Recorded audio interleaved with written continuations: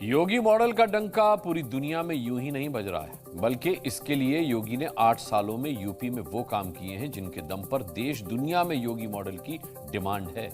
Mafia का सफाया हो, बदमाशों का इलाज हो या फिर अतिक्रमण का अंत, जनता को परेशान करने वालों को बाबा तुरंत सबक सिखाते हैं। इसी से गदगद होकर तो यूपी की जनता कहती है, ये चमक, ये धमक, सब कुछ सरकार तुमसे है। पुलिस धमक से, शासन धमक से चलता है और वही धमक आज प्रदेश के अंदर माफिया के अंदर दिखाई दे रही है। धमक यूं ही कायम नहीं होती, दबदबा यूं ही नहीं बनता।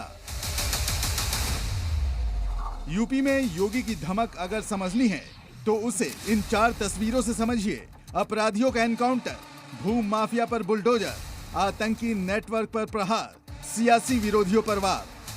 ये वही सरकार है। पुलिस धमक से, शासन धमक से चलता है और वही धमक आज प्रदेश के अंदर माफिया के अंदर दिखाई दे रही है। योगी की धमक के चारों फैक्टर्स का एक एक कर ट्रेलर दिखाएंगे, लेकिन शुरुआत योगी के उस हमले से जो उन्होंने अखिलेश की टीम पर किया और विधानसभा में अपनी धमक दिखाकर विरोधियों की माफिया पॉलिटिक्स की पोल खोल दी। वन डिस्ट्रिक्ट वन माफिया आपने पैदा किया था, आज माफिया नहीं है, दूर की कौड़ी हो चुकी है। गोरखपुर के सब माफिया तो पहले ही जा चुके थे, उनको हम पहले निपटा चुके थे। बाकी जो बच्चे खुचे थे उन सबको हम लोगों ने उनकी गति को पहुंचा दिया है। और हम लोगों का प्रयास था कि राम मंदिर बनने के पहले राम नाम सत्य है इन सब का हो जाए, लेकिन जो बचे थे समय के अंतराल में सब कुछ हो गया। समाजवादी पार्टी के जिस वन डिस्ट्रिक्ट वन माफिया की योगी बात कर रहे हैं, उस पर बाबा का बुलडोजर खूब गरजा है। यूपी में योगी ने सत्ता में आते ही बुलडोजर स्टार्ट किया और अब तक 8 साल में 1500 से ज्यादा आरोपियों के खिलाफ बुलडोजर एक्शन हुआ है, जिसकी शुरुआत योगी ने 13 बाहुबली हिस्ट्री शीटरों के अवैध मकानों को ढहाकर 2017 में की थी। माफिया मुख्तार अंसारी की 300 करोड़ की गैर कानूनी संपत्तियों को भी बुलडोजर से ध्वस्त किया। माफिया अतीक अहमद की 500 करोड़ से ज्यादा की अवैध प्रॉपर्टी बुलडोज कर दी गई। गैंगस्टर विकास दुबे की 100 करोड़ से ज्यादा की संपत्तियों को जमींदोज कर दिया। अयोध्या गैंग रेप मामले में समाजवादी पार्टी के नेता मोइन खान की 40 दुकानों को ढहाया। इन्हीं एक्शन की वजह से माफिया और अपराधियों में योगी की धमक डर बनकर गूंजती है। पिछली सरकारों में मौज काटने, कानून से खेलने वाले माफिया का योगी ने फुल एंड फाइनल इलाज किया है। माफिया के सामने सारे के प्रोटोकॉल फेल हो जाते थे। जो पुलिस पहले माफिया को सैल्यूट करती थी, आपने वो दृश्य भी देखा होगा। एक माफिया जिसने एक हाई कोर्ट के चीफ जस्टिस के काफिले तक को रोक दिया था, जिस माफिया के लिए 10-10 जजेस ने कोर्ट में